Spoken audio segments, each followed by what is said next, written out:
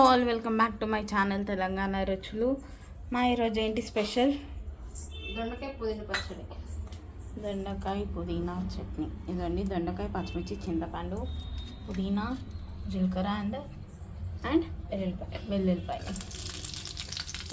పచ్చిమిర్చి అయితే ఫ్రై చేసుకున్నాం ఫస్ట్. ఇదండి మెంతి కూర అయితే వేసాను. చిన్న ప్లాస్టిక్ బాక్స్ అనమాట ఇది. దీంట్లో అయితే మెంతి కూర వేసాను. జస్ట్ 3 days అయింది, మొలకలు వచ్చాయి. క్రాప్ వచ్చినాక చూపిస్తాను. సో ఇదండి పచ్చిమిర్చి అయితే వేగిపోయిందంట. ఇప్పుడు ఇందులో పుదీనా అయితే వేసుకుంటున్నాము. ఒక్కొక్క కట్టనమ్మ మొత్తం ఒక కట్ట వేసేసుకుంటున్నాం. సో ఇదండి ఇందులోనే కొంచెం చింతపండు, కొంచెమేనమ్మా మగ్గాలమ్మా.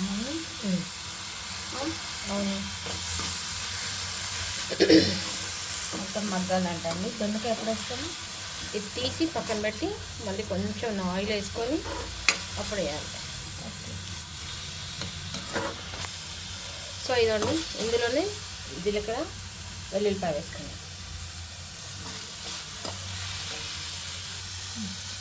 సో ఇదైతే వేగిపోయింది కదండి, ఇది పక్కన పెట్టుకున్నాం తీసి. తర్వాత ఇందులో కొంచెం ఆయిల్ వేసి దొండకాయ అయితే వేసుకుందామమ్మా. ఓకే. సో ఇందులో ఇంకొంచెం ఆయిల్ వేసేసి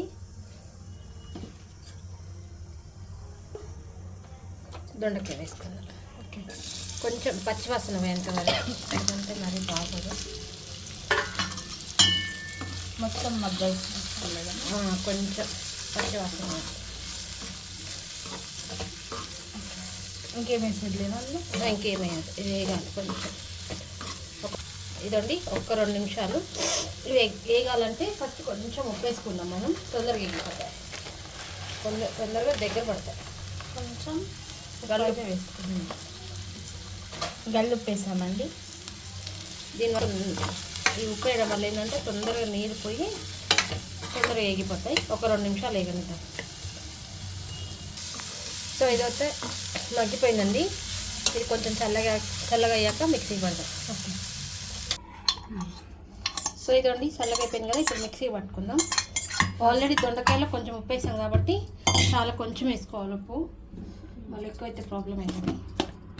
అలా గల్లుప్పు వేసాం కదా దొండకాయ మగ్గేటప్పుడు, కొంచెమే మామూలు ఉప్పు వేసుకున్నాం. ఇప్పుడు దీన్ని మిక్సీ పడదాం. ఫస్ట్ పుదీనా, పచ్చిమిర్చి అవి ఉన్నాయి కదా, పట్టాలన్నమాట మిక్సీ. సో ఇదండి పుదీనాది ఇది కొంచెం కచ్చపచ్చ అయింది కదా. ఇప్పుడైతే ఇందులో దొండకాయ అయితే వేసుకున్నాము, ఫ్రై చేసుకున్న దొండకాయ. సో ఇదిగోండి దొండకాయ పుదీనా చట్నీ అయితే అయిపోయింది అనమాట. ఇప్పుడు ఇది ఒక బౌల్లోకి తీసుకున్నాము.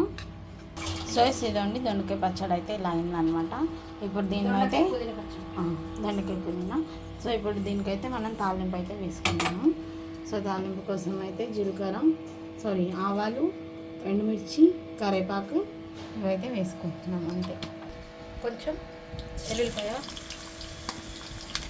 ఎండుమిర్చి, జీలకర్ర, ఆవాలు అండ్ కొంచెం ఇంగువ వేస్తే బాగుంటుందండి.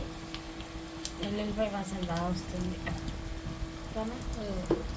ఇప్పుడు కొంచెం కరివేపాకు. సో ఇదండి తాలింపు అయితే అయిపోయింది. మీకు బ్యాక్గ్రౌండ్ సౌండ్ వినిపిస్తుందా? అదేంటంటే మా మమ్మీకి కొంచెం ఎండ ఎక్కువ ఉంది అండ్ ఆల్సో వేడిగా ఉంది కదా స్టవ్ దగ్గర. అందుకనేసి ఇలా మినీ ఫ్యాన్ అయితే అడ్జస్ట్ చేసుకున్నాం అనమాట. అస్సలు అయితే లేదు ఎండకి, ప్లస్ ఈ వేడికి. ఎండలు అయితే చాలా ఉన్నాయండి అసలు, ఎంత ఘోరంగా ఉందో. ఇది సో కిచెన్లో కాబట్టి చిన్న మినీ ఫ్యాన్తో అడ్జస్ట్ చేసుకున్నాము. సో తాలింపు అయితే పెట్టేసాము. ఇదండి పుదీనా, దొండకాయ తనలాడే పుదీనా నాకు అది వస్తలే. టమాటా పుదీనా అట్లా. సో ఇదండి దొండకాయ పుదీనా చట్నీ అయితే అయిపోయింది. బాగుంది, టేస్ట్ మాత్రం చాలా బాగుంది. ఒకసారి ట్రై చేసుకోండి. మీకు నచ్చితే మా వీడియోని లైక్ చేయండి, షేర్ చేయండి, సబ్స్క్రైబ్ చేసుకోండి. Thank you for watching my video. And also తాలింపులో కంపల్సరీ వెల్లుల్లిపాయ అయితే వేసుకోండి, అదే ఫ్లేవర్ ఉంటుందన్నమాట. Thank you for watching my video. Subscribe.